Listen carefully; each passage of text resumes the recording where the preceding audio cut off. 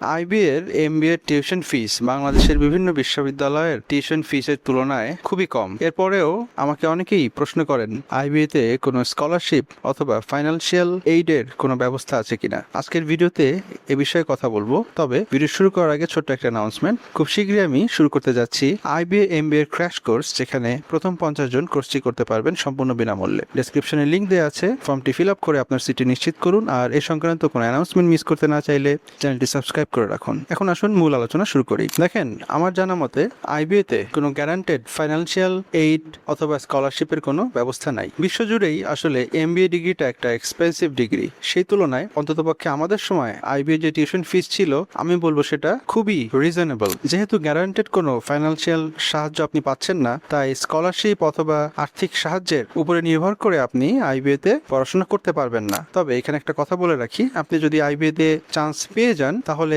যে ফাইন্যান্সিয়াল বাধার কথা আপনি এখন ভাবছেন, সেটা হয়তো আপনাকে ভাবতে হবে না। কোনো না কোনো ভাবে আশা করা যায় আপনি টিউশন ফিস ম্যানেজ করতে পারবেন। দেখেন, আমি যখন আইবিএতে ভর্তি হই, আমার ভর্তির এবং প্রথম সেমিস্টারের যে ফিস, সেটা আমার কাছে ছিল না, এবং এনিহাও আমি সেটা ম্যানেজ করেছিলাম। তাই এটাকে খুব বেশি চ্যালেঞ্জ মনে না করে আপনি আপনার পড়াশোনায় মনোযোগ দিন।